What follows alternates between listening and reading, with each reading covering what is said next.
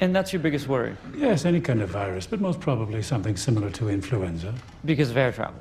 Through the air.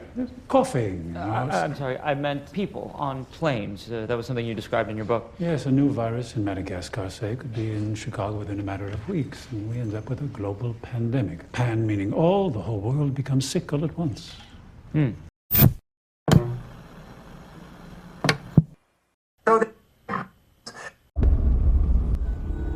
They've conquered the big screen. Now, get ready for the spin-off sure to send chills down your spine.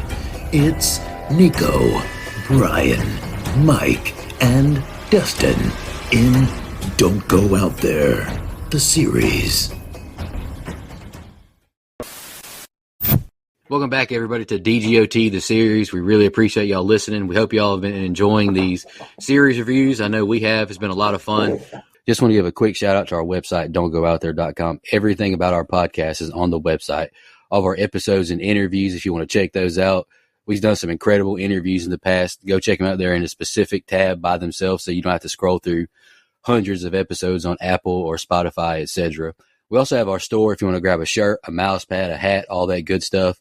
We'd love to see your pictures, rep your favorite podcast. And Shan's Etsy page is also attached if you want to grab a tumbler. All of our social media links are on there as well. Facebook, Twitter, Instagram, YouTube, TikTok. Like us, subscribe us, follow us, all that good stuff. And the last thing I want to shout out on our website is our Patreon. We call it Blood Donors. We have the traditional monthly reoccurring kind. If you want to support us, help us pay the bills, as we say. Or if there's a movie you want us to review, that option is available as well. Just check out our website, don'tgoouthere.com. Also, if you haven't noticed, we've recently joined the Believe Network, so there's some ads on our program now. But if you want ad-free content, go check us out on Blood Donors. The ad-free episodes will be available there. We appreciate your support. We are concluding Season 1 of The Last of Us this week, episodes 8 and 9. I'll just give my general thoughts. I'm glad they got back on track. I appreciated both of these episodes. Is it enough to save the entire season from a good score? I don't know yet. We'll have to see at the end how I'm feeling. But overall, just the season, I don't know. I just didn't understand the hype that I saw online. Like, it just did not, like, when we posted that we were doing this, a lot of the fans were telling us how good it was and how we're going to cry and all that. I didn't get that. I don't know. Maybe I'm just a cold-hearted fuck it these days and age. I don't know. But I thought these two episodes were good. So I'm happy about that. Brian, what do you think of your season? To be fair, I think that they might have just been talking about the first episode at True. the end. I mean, that might have been it, because that did get a little teary. I did get a little teary-eyed during that part, but I really enjoyed these two episodes. They're as good as I remember. They are what made me be like, oh, okay, I do enjoy this. And I will give the season a decent grade overall. But I definitely think that the season could have maybe been 6 episodes max. Now that we got to the end and we did the episode by episode breakdown, it shows even more. While like good and shot well, episode 3 not needed to me. Episode 7 definitely not needed. There was another one in there. I think I can't remember which episode number it was, but good ending though. There's just a lot of filler as a whole. I'll take it a step further. This don't need to be 6 episodes. This needs to be a movie. Give me a 2-hour, 20-minute movie. Fit it all in, and I'm happy. But this series did have too much filler, especially that stupid Ellie flashback episode that we didn't need. That completely, it tanked my score. Like I did because I've been scoring these individually, I did my score last night, so I'd have it when we get to that part at the end of the episode. And it hurt the score. It's still a good score. But I thought these 2 episodes were good. They weren't my favorite of the season, but they were both really good. Very fair. Any more opening thoughts, guys, before you jump to the scene by scene? Alrighty. The episode starts with beautiful winter nature shots and David reading from Revelation 21 in church. He pauses when he hears a young girl crying and goes to her table. He consoles her, asking what comes next in the passage. God will wipe away their tears and no more suffering or pain. Hannah asks, when can we bury my dad? And David says, the ground is too cold now. We'll bury him in the spring. David asks James how much meat they have left, and he's told they have maybe a week, 2 at best, even with rations. David tells James he senses doubt from him, but he says he still believes, but the last 6 months have been hard. He tells James to go get the gun so they can go hunt. Ellie checks Joel's wound and gives him water. Ellie whispers to Joel she'll be right back and leaves with the rifle. She makes it to the woods and she spots a rabbit. She chases after, trips, and then face plants. Ellie continues and spots a buck. She lies down and takes aim, connects, and follows the blood trail. But David and James are with said buck, and Ellie tells them don't as they go to drag the deer. She has them drop the guns and for them to leave. David asks for 10 seconds of their time, and they both say they're hungry. She offers half the deer for penicillin. David has James go back to their town to retrieve it. Ellie has David back up 10 more steps as she empties his rifle. He offers to take shelter with fire, and she has him drag the buck. They're around the fire, and he tells her he means her no harm. He tells her they have room for her in the group, and he's a decent guy and their chosen leader. He tells Ellie he started believing in God after the world ended. He tells her more about his group's history, and everything happens for a reason. The plot thickens when the picture is painted that Joel killed Hannah's dad. James has a gun pulled on Ellie, and David tells him to throw the medicine to her. He tosses it to the ground, and she grabs the medicine and skedaddles. James asks, "You're just going to let her get away?" Brian, that's the opening set of scenes. What do you think? Yeah, the scripture passage here at the start that David delivers, I think is a really good choice. It's from Revelation 21, a new heaven and a new earth. Neatly hidden little detail that Craig Mazin explained for HBO's official podcast, a professional podcasting service. Mazin stated that the passage is about rebirth, building a better world than the previous one, and overcoming grief and tragedy. So that was very fitting, very nice choice there. Another cool little Easter egg, Troy Baker, who plays James here, is the voice and motion capture actor who plays Joel in the actual games. Baker said he thought he was going to wind up playing a clicker or one of the infected in the show, and Mazin gave him a big part. Hot take, the show didn't need Pedro Pascal. Should have had him play Joel here. Let him do it. I think he was perfectly fine. It's another cool little touch too that when Ellie has this rifle, it's an actual unloaded real rifle. Alec Baldwin may want to double check that it's unloaded. That'll probably date the show, actually. So I don't know. Anyway, which is why it appears that Bella Ramsey had issues holding it up, because she really did. And I'm glad they left that little detail in the show in the final cut there. Another cool little detail, too, when Ellie unloads 2 hunting rifles, she ejects 3 rounds from each rifle. And in the game, 3 is the maximum number of rounds that you can carry in the hunting rifle. So I thought that was a nice little detail as well. I love the line, "You're inviting me to your hunger club? Thanks."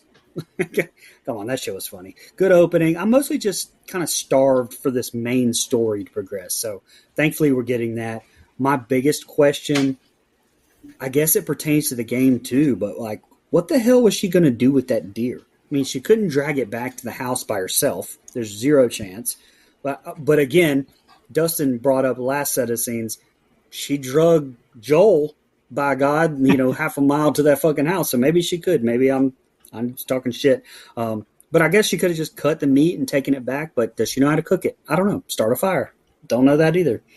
It did accomplish getting medicine to him, though. That's good. Decent set of scenes. I love the look at nature taking over again, this time with snow. I thought that was really good. But I'd be lying if I said I wasn't a little annoyed with yet another new group taking up screen time when we don't know what's happened with Joel. We finally get to Ellie and Joel 7 minutes in. I don't know. That just frustrates me a little. I can't lie. And I'm sorry, but I don't buy that she hit that deer.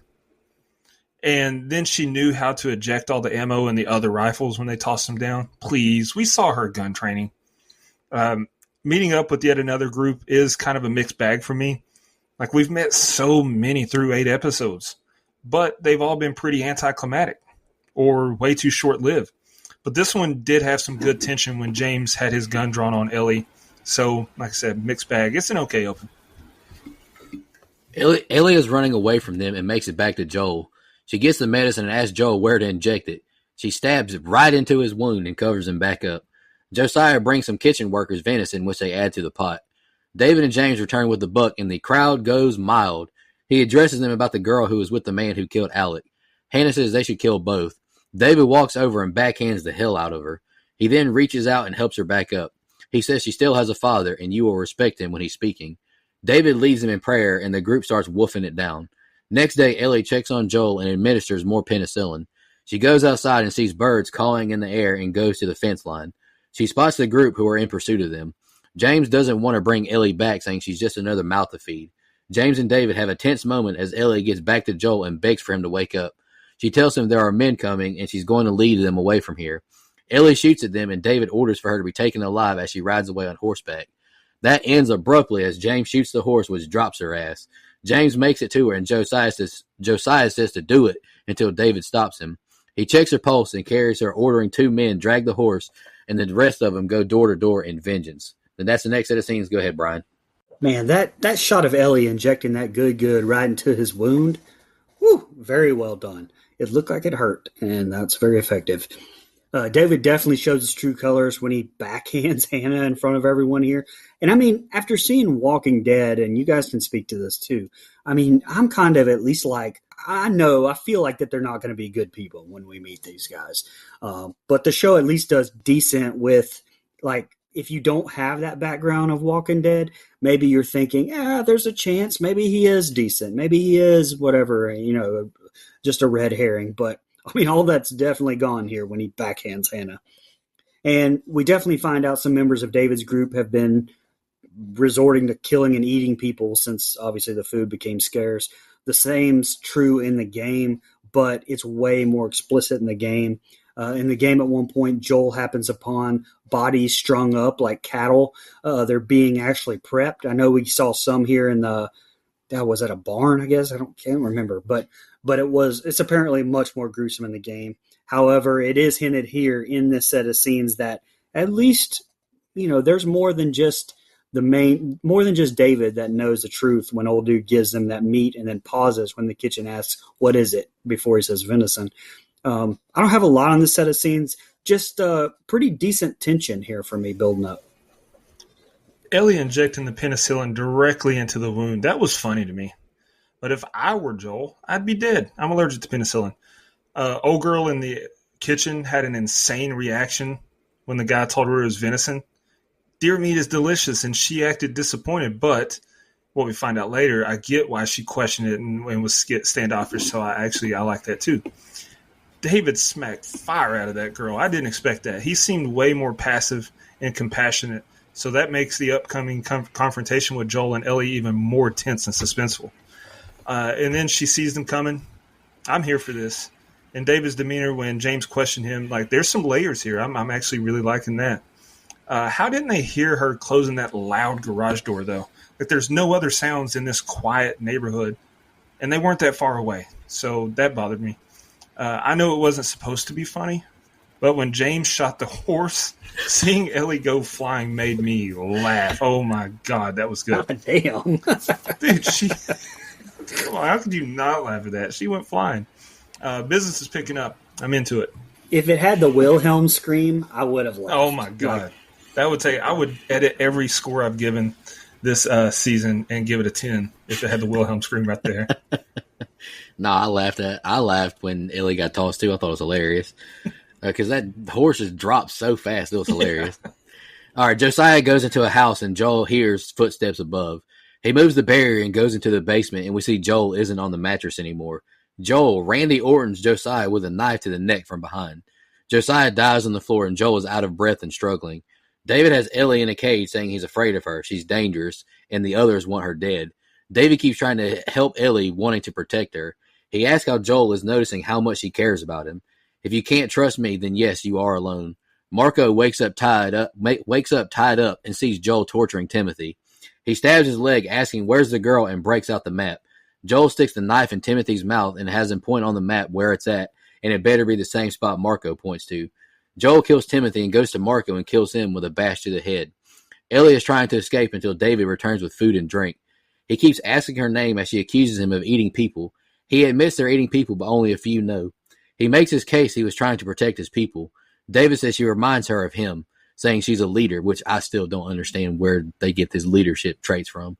He says she has a violent heart, just like he does. He says cordyceps is what changed his heart, not God. He calls himself a shepherd and wants an equal. He says he can order his people, leave Joel alone if she joins him. He needs her help. He gets pervy, in my opinion, and puts his hand on hers, and then she breaks his finger and reaches for the keys. He grabs her head and slams it into the bars. He calls her a cunt and says her name, and that she's the one who broke his fingers as he leaves the room. All right, Brian, it's the next set of scenes, and the next set is the ending. Yeah, I mean, I really think that he was trying to groom her, I guess, to be his wife. That's the way what I was getting.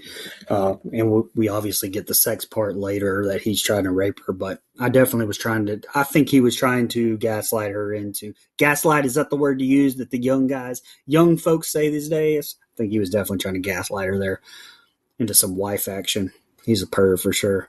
But some more really good tension at the start of this with Josiah and Joel, and great acting from Josiah's character or Josiah's actor. He truly did a good job dying, to be honest. And I know that sounds weird, but he really did.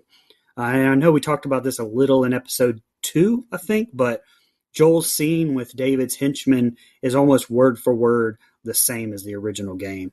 From stabbing one captive in the knee and telling him to point to the map, killing the other, accompanied by the words, "It's okay, I believe him." I like that they kind of hinted to that in episode 2. I think it was episode 2. I forgot. Somebody correct me on that, but not much on this set of scenes either. So I'm just going to say it here. But I've said Bella Ramsey, I mean, we have given her hell. I have said that she was not the person for this role, and I still stand by that. But in this set of scenes and the ending, especially the next set of scenes, Bella acts her fucking ass off, in my opinion. Definitely gives the best performance that I've seen. So, I don't know. Maybe it was just a mixture, but I think she did really well. I just love how Joel was on his deathbed, but mustered up the strength to get up and take Buddy out. Man hasn't moved or spoken in God knows how long, but kept up like he was Shawn Michaels. And then he had enough strength to run and take out another guy and beat up another. I'm starting to think he's been faking it this whole time, and I don't blame him. Really solid plan to make them point to the same spot on the map and make sure that they're not lying. But he kind of overplayed his hand when he killed the first guy before getting the second guy to talk. That could have backfired. Finding out these people are cannibals, that's a good revelation. I didn't expect that. I liked it. Really emotional and immature move by Ellie to attack David. You got to be smarter than that. I know you're angry, but you're still locked in a cage, and he holds all the power. I'm ready for the end. Here's the ending. Joel is hobbling through the snow, making it to the resort town. He sees a blood trail and goes into the building. He looks around, finding grenades in the deer carcass. He now sees decapitated human corpses hung by their feet. David and James enter Ellie's cage and grab her, going to kill her until she reveals she's infected. James sees her arm and panics. He doesn't believe it, and she grabs the cleaver, slamming it into James' neck. David whiffs on 2 gunshots as she runs away. She grabs a piece of wood that's smoldering and tosses it, igniting the building on fire. She hides, and he says there's no way out. The doors are all locked. He walks the room, calling her name, saying he knows she isn't infected. Ellie makes it to the kitchen and grabs a knife as the building continues to burn. He says he's changed his mind. She needs a father, and he's going to keep her. Ellie charges him and stabs him in his side, but he slams her to the ground. She crawls away, but he kicks her in the gut. He gets real creepy, saying the fighting is the part he loves most, which is very creepy. She grabs a cleaver and hacks his neck. She gets on top of him and hacks at him repeatedly. She makes it outside, and Joel grabs her, scaring her at first until she realizes it's him. The two hug, and he calls her baby girl. He gives her a coat, and the two walk off as the episode ends, and father figure by, never mind, I'm just kidding, please. If you know, you know. All right, so now I understand their choice, but this is somewhere that I think I would have rathered the game and how the game played out here. Here, Joel does not rampage through the cannibals when trying to save Ellie. Basically the fate of the rest of the community, I don't know what to call them, is kind of left unknown. Although it's supposedly a bloodbath in the game. And, I kind of wish it was a bloodbath after Ellie fought dipshit off or tried to rape her. But I understand, given basically fucking John Wick that we get in the next episode, I understand why, I guess, that they didn't have him do that here as well. But to me, it would have made it more interesting. By the way, I mentioned this problem before, I think, but the no smoke in the room while they're fighting, that drives me crazy. Whole place is on freaking fire, and there's no smoke in the room. Clear as day. But again, Ramsey acted her ass off during that rape scene. Props to her, for sure. Also, I did catch Joel calling her baby girl here at the end when he found her. Call back to what he used to call Sarah in the opener that we saw. I guess it's been so long since I feel like we've seen the opener. Really solidifies though that bond that they had, and kind of closes the character arc that we knew was coming. So good episode all around. One of the best ones, I think. Really dumb move by Ellie to tell David she's infected, because in the real world he would have killed her immediately. No shot she would have got out of that room. And Buddy died way too instantly for me also. A cleaver to the shoulder and he's dead like that. And if anyone wonders how insufferable Ellie is, she made a preacher call her the C word and say the F word. So proof is in the pudding. It was a very cool scene having Ellie take both guys out, but I just don't buy the likelihood of it. She's one girl against two grown men. Come on. I'm glad she's reunited with Joel. I'm excited for the finale. I gave this episode an 8. Yeah, solid little episode, especially after that disaster with episode 7. Brian, do you got any trivia? Dustin, you got any trivia you want to share? I don't. No. All righty. Dustin, you want to go ahead with a scene by scene for episode 9? Yeah. Episode 9, Look for the Light. We open with a pregnant woman running through the woods. Since she was a woman, I naturally assumed that she was running from accountability, but that wasn't the case. She gets to a house and discovers it's empty, and her water breaks as she goes up the stairs. Yucky. She locks herself in a room and starts to push, and we hear glass break downstairs. An infected makes its way into the room and attacks her mid-childbirth, but the woman is able to kill the infected and birth the child without much of an issue. I give them a lot of crap, but women really are pretty remarkable. The woman discovers a wound on her leg, but takes a moment to admire her miracle, and we find out the baby is Ellie. More flashbacks, yay. After our opening credits, we see 3 flashlights in the night. The group approaches the house and hear Anna upstairs singing to Ellie with a knife to her own neck. Anna gives Ellie to the group and tells them to take her to Boston. Anna begs Marlene to kill her, and she reluctantly obliges. My favorite part was Marlene telling the guy to cover Ellie's ears and him not doing it at all. Cut to present day, and Joel tells Ellie he found some beefaroni and boggle. Reminds me of when Peggy Hill won the Texas State Boggle Championship in 1997. Her final tournament-winning word was acquaintanceship. Anyway, they head towards the city, and Joel tells Ellie he wants to teach her how to play guitar. Just what the apocalyptic world needs, someone to play guitar around a fire. She's distracted, though, and isn't really paying attention to what he's saying, but says that would be great as they keep walking, and that's the open. Jesus Christ. Yeah, women are remarkable for doing that, because I don't know of another woman that could spit out a fucking 8-month-old like she did. Like, just, well, not even a newborn. But I don't know if I really needed the cold open with Ellie's mom. I mean, at least not here in this episode. I mean, although if you're asking where they could have put it, I don't fucking know. But again, at this point, I'm just so sick of flashbacks and everything else that's not the main storyline. And that's not exclusive to here. Because honestly, I feel that way every time they basically did a flashback episode in Walking Dead too. It was only 8 minutes though here, I think 8 or 9 minutes. So it's not like they used an entire episode to do it. It is a fun fact though that Ashley Johnson, who plays Ellie's mother, is the actress who voices and provides motion capture for Ellie in the games. So it was honestly good to see Marlene again too. I almost forgot all about her, because we had so many pointless episodes in between. Sorry, that was uncalled for. But she's kind of a bitch, though, isn't she? I mean, like, telling Annie no to taking her kid at first. Like, what's the alternative? You leave the kid there to just die? Starve to death? And then, no, I can't kill you either. God damn, Jesus Christ, like, worst friend ever. And Nico, I'm trying not to laugh right now because you were saying yes to just leaving the fucking kid there because it was Ellie. That's nice. That's nice. Anyway, Kelsey Andrews, who played the infected in the cold open, actually attained a black eye while filming the fight scene. So, kind of a meh open to me just because of the flashback. And like I said, I'm burned out on that. It sounds like Brian doesn't like nonlinear storytelling is what I'm hearing. But anywho. Action-packed opening right off rip. Anna running from unseen pursuer. The score is intense. I thought the wide camera shots were beautiful. After seeing A Quiet Place, being pregnant seems not ideal for a post-apocalyptic world. Going into labor as these infected bang on the door to get her, that's a horrifying scenario. But darn fine knife work by her to kill said infected. Moment was really big and baby fell down her leg. So this is how Ellie became immune. Mom got bit at the last moment before birth. I'm not sure if I like it or not. It works, I guess, but it was an intense opening regardless. Anna asking a lot from Marlene. Take custody of my baby and then murder me. Lord have mercy, what a cross to bear after doing all that. But that is the way to do it, Marlene. Walk in sternly, no thinking, just pull the trigger. Like, don't even think about it. Cut back to the present, and crying baby Ellie is less annoying than present day Ellie. And she really wasn't even that bad in this moment with Joel, but after 8 episodes, I just don't like her. Ellie doesn't seem interested in the slightest about learning guitar.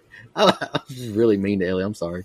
I thought it was an intense opening with Ellie's birth scene, and I'm invested. I kind of disagree. I didn't mind her birth scene in this opening because at least it was action and told us something. I don't know. It was at least fun watching it. Nico just reminded me of when Obi-Wan and Luke were going to look for Han, and that guy taps him on the shoulder and is like, I don't like you. He doesn't like you either. And he's just like, I'm sorry. Like Ellie's just standing there. He's like, I hate her. That's actually an awesome analogy, actually. That was perfect. I don't I'm get good the friends reference. every now and then.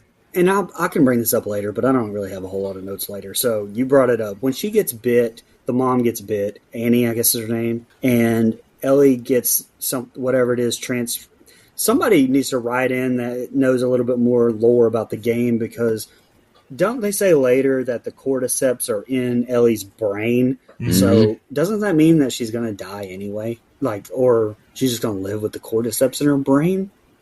Like, so I don't, I know you guys probably don't have the answer to that, but I mean, damn. I thought the cordyceps is what made her immune. What? Yeah, because they think that she's already one of them. But I mean, so do they just not grow anymore? She just has them in her brain forever? I don't know. That's some.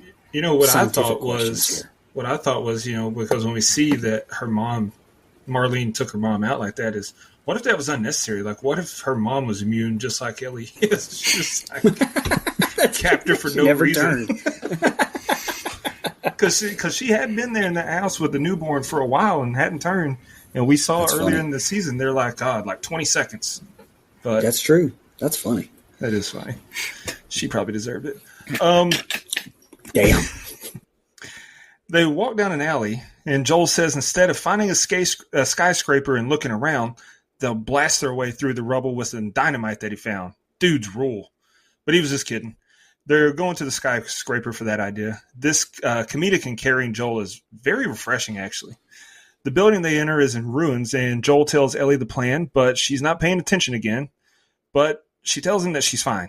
He lifts her up, and she lowers the ladder for him, but drops it and runs off, telling Joel to follow her. She's in awe of a giraffe, and honestly, I get it. Pretty cool. They take a minute to hand feed the giraffe, and when it walks off, Ellie finds a whole herd of them. Joel voices his concerns and suggests they go back to Tommy's, but Ellie says all they've been through can't be for nothing.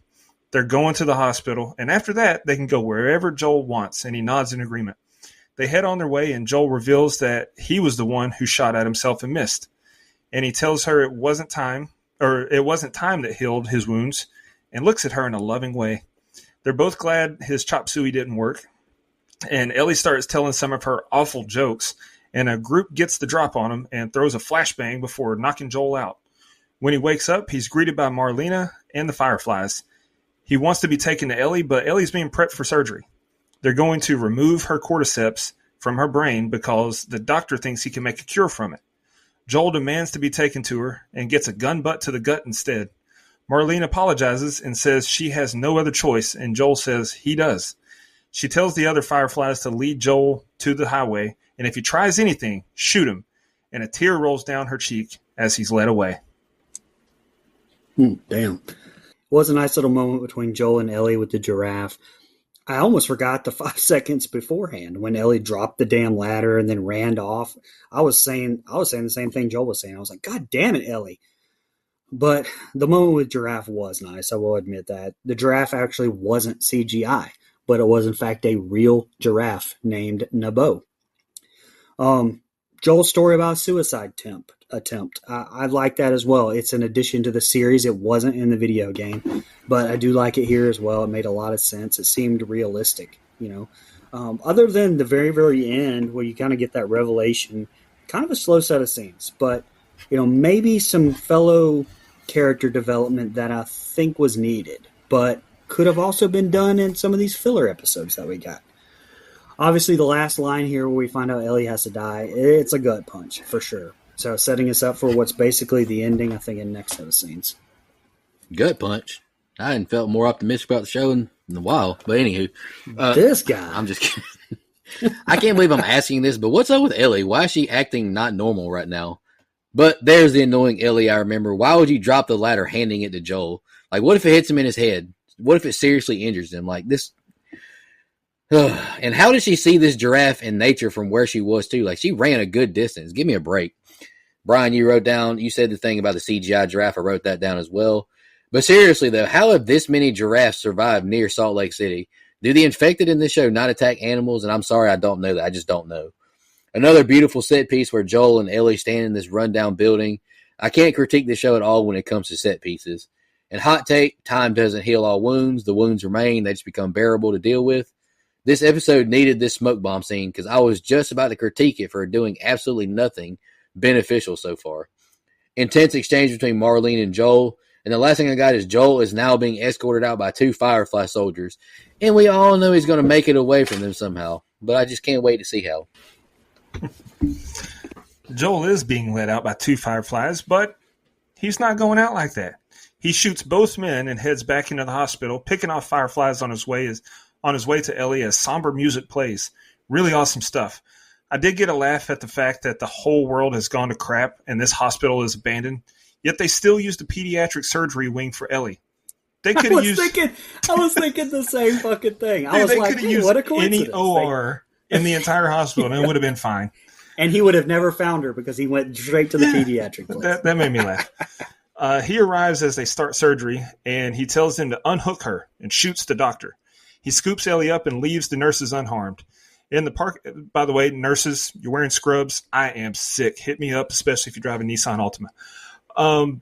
In the parking garage, Marlena's waiting on him and tells him he can't protect her forever and holds him at gunpoint. He says it's not for Marlene to decide, and Marlene tells him it's not too late.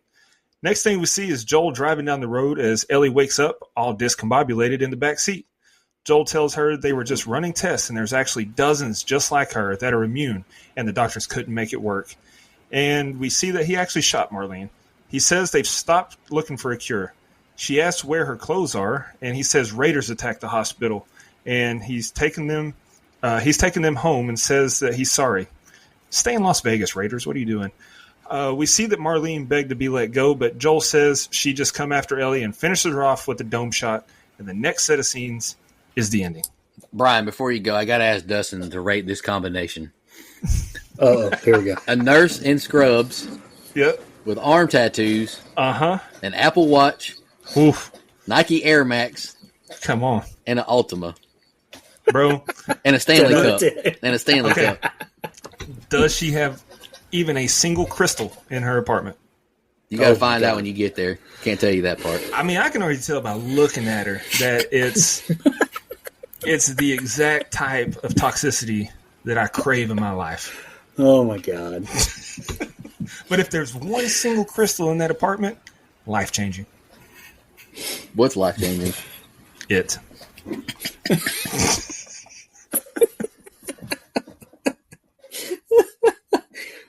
Oh, my God.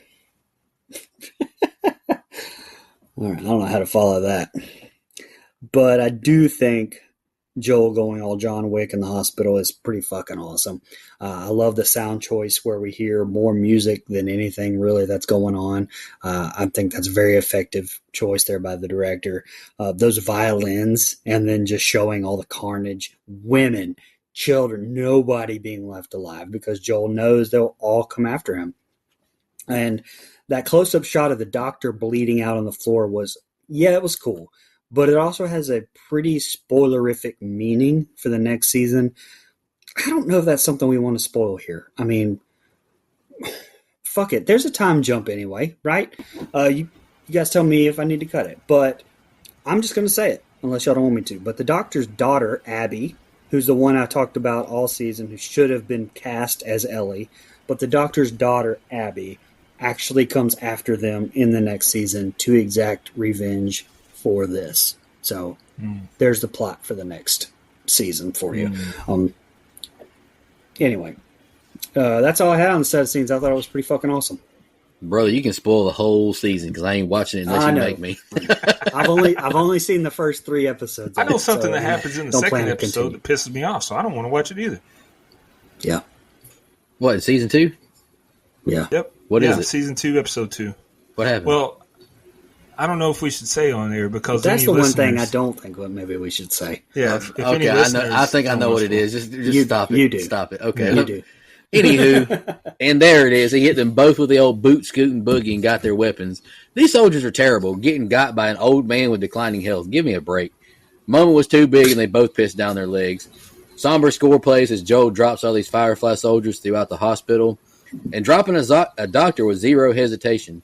Crazy how Joel went from resenting Ellie to risking his life for her.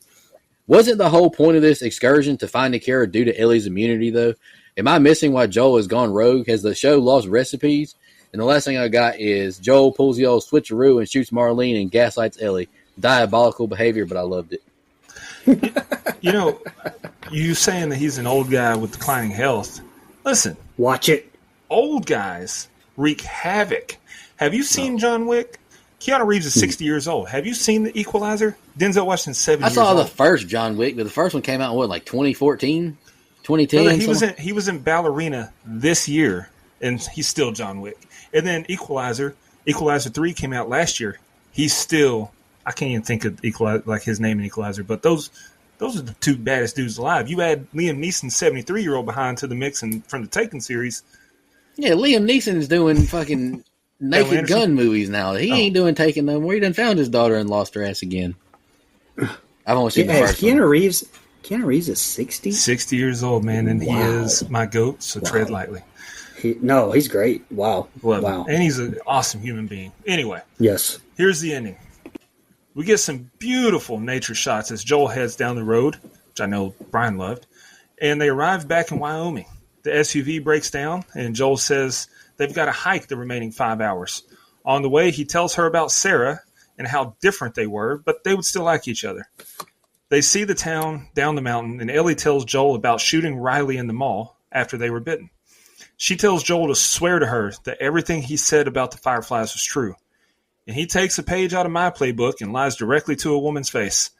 Women need that sometimes. Anyway, that's the ending. Jesus. I'm really sorry that I broke these up like that. Like, I saw the runtime, and I thought I had about 10 more minutes to show. But no, it's pretty short ending there. Well, it's because the runtime, then it's like 20 minutes of that like post thing, and so it does throw you off. It does me too. I do wonder if I would have lied if I was in Joel's position. I mean, if that was, you're talking about a woman, but I just meant like, let's just say that's my daughter there, or someone I think of as my daughter. I think I would have just told her that they wanted to kill her, and I put a stop to it. I mean, I don't really understand, I guess, the reason for lying about it. Maybe somebody can straighten me out there, but maybe it would have made things worse. I don't know, but I think I would have told her. Well, the end of this sorry, I was just going to say I agree with you because she's a kid and she really loves Joel. You can tell. So I don't think that she would have voluntarily given her life to potentially save, because she doesn't even know it's going to work, to potentially save. So I think if he was just honest and be like, they were going to kill you at the chance that it could save the world. And I said no. I think she'd have been like, okay, let's go. Yeah. Well, I mean, and I would have probably told her, listen, if you want to do this and you want to go kill yourself or give yourself to this cause, wait until I die. And just please for me. And then go do whatever you want to. But I couldn't let him do it. I'm sorry, I made that choice. Anyway, I don't know. Anyway, the end of this episode, actually, from the dialogue to the music, is exactly as the end of the first game. So the only difference is the tale of Ellie killing Riley in the game is never revealed what happens to Riley after they get bitten in the mall, but I'm glad that they killed her. Damn, the scenery is beautiful as Joel drives them away. Hard for me to critique the camera work from this show as well. I think the camera work, like the set pieces, they're all great. But like Dustin's mentioned, like the show is well made. It's just, well, not to just beat a dead horse, it's just the writing and the timing of everything. And again, I say Wyoming is beautiful. I would love to visit someday. Maybe Dustin will, zell me some money so I can go check it out. A Dodge broke down. I'm shocked. Crazy how nonchalant they are for a 5-hour hike. Post-apocalyptic world is wild. Joel ends the season on a lie. We love to see it. And I got one fun fact here. Joel and Ellie have traveled roughly 3,534 miles. According to Google Maps, across the first season, they began their journey in Boston on episode 1, tracking their journey starting in Boston and moving across Lincoln, Massachusetts, episode 3, Kansas City, episodes 4 and 5, Cody, Wyoming, mentioned in episode 6, Jackson, Wyoming, 6, Boulder, Colorado, end of episode 6. They were bouncing around doing some things. Silver Lake, Colorado, 7 and 8, and Salt Lake City, Utah, episode 9. If you count their journey back to Jackson at the episode's end, they traveled over 3,700 miles on season 1 in a post-apocalyptic world. That is impressive. So I wake up and I'm reading the news, and Nico said, F Dodge. And I'm like, why you say F me for? I forgot you had a Dodge, bro. I'm not even going to lie. I got a Ram 1500, son. Well, you got the Cummins transmission? No, it's not diesel. Oh, okay. Well, we'll just blame the whatever that Dodge is. Yeah, I think it's a Durango. I get it. Yeah, it's the Durango's fault. And I've got a Nissan Altima, so I'm just not going to wear fucking nurse's clothes. So. Please. Whoa. Yeah, whoa. You got any Air Maxes? You guys got any trivia? I don't have trivia, but I've got a little blurb about this episode since I did the scene by scene before we get into our show thoughts. I thought it was a decent finale. It left us a cliffhanger to get us back for season 2. Didn't really work on me because I'm in no rush to watch season 2, but I gave this episode an 8, just like episode 8. Brian, you got any trivia you want to share? I know you've been sharing them kind of throughout the episode, and I saw all the things about like the Ellie's mom and her attacker and all that, like how they tried to have a relationship and like play off of each other, and how a mom tried to go off of like Ellie's nature and all that as well. I was like, I think you just, I think you're studying too much into it. Honestly, you're just getting attacked by an infected just to defend yourself, to be honest. But you're doing too much. Yeah, you're doing too much. You said it way easier than I did.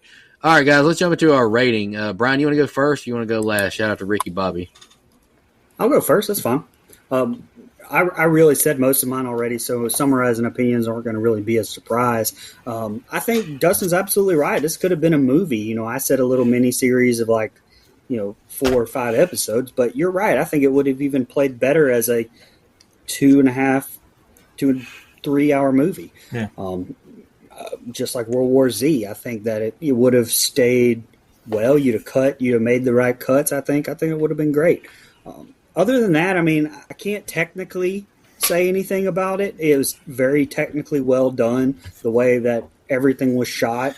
I wasn't a player of the game like we discussed, but let's just say if this was Resident Evil, I would have a lot of thoughts. So I completely get the people that play the game and have strong feelings about this.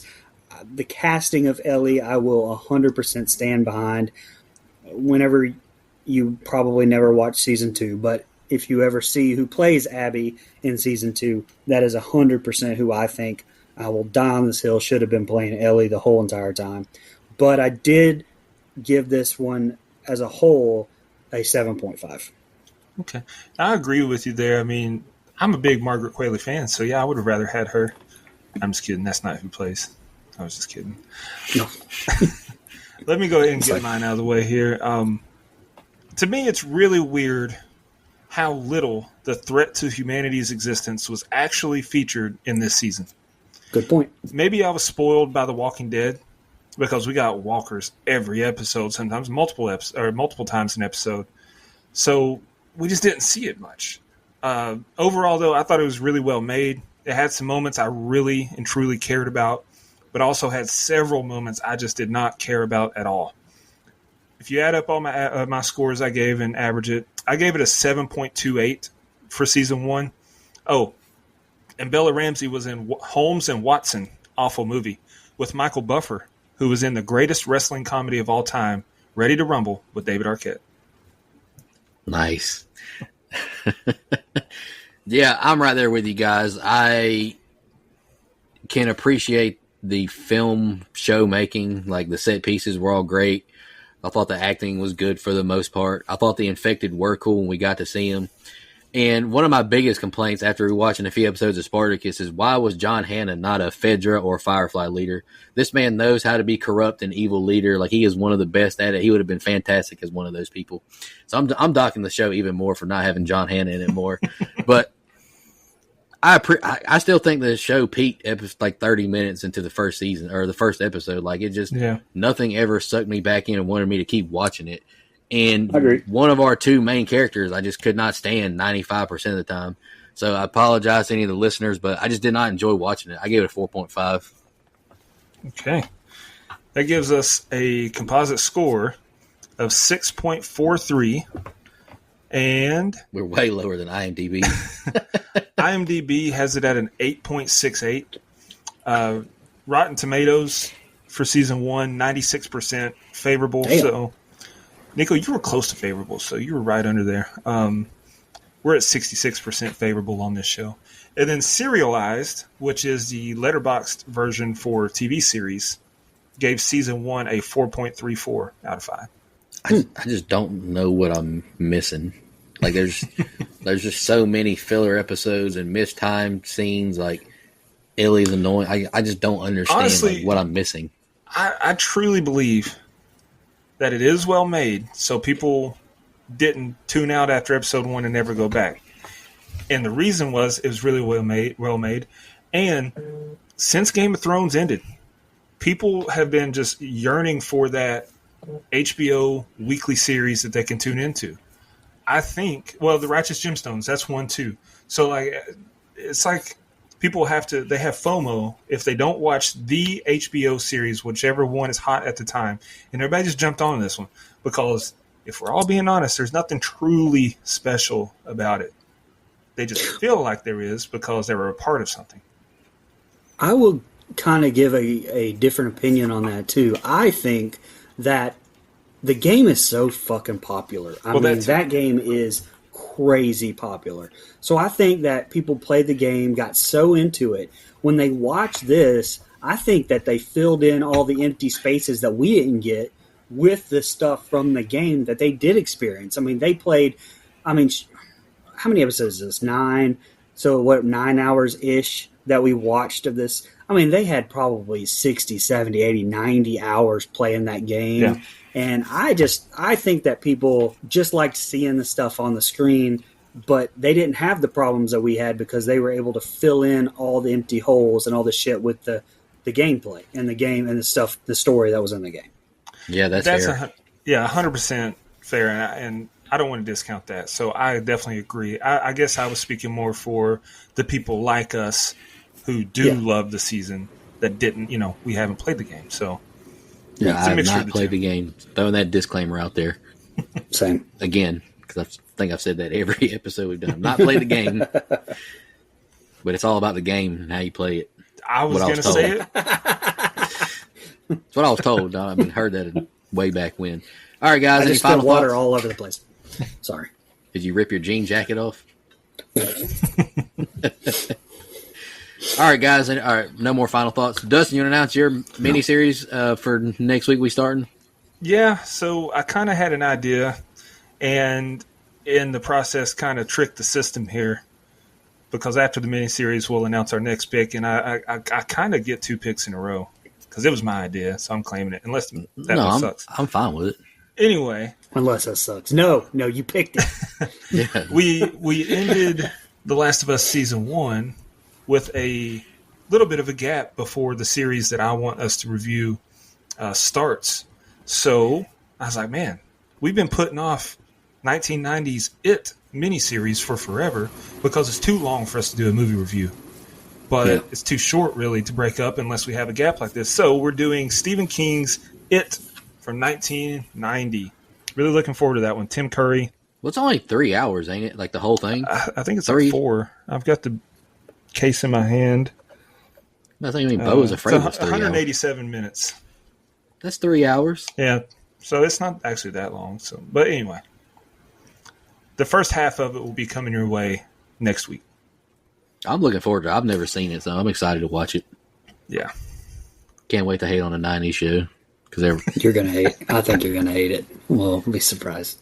To me, the first tape was good. I don't know where the first tape ends. I think it ends when they're just kids and they, kind of what they did with It Chapter 1. Oh, I think spoilers. that kind of ends the same place. Well, you're not watching the VHS tapes. All right, guys. Final thoughts before we get out of here. Nope. I kind of want to rip a jean jacket off and spit water in there too, just knowing I don't got to listen to Ellie's say fuck again or just be cringy anymore. Like, thank God. Like, we are blessed. We made it. Yeah.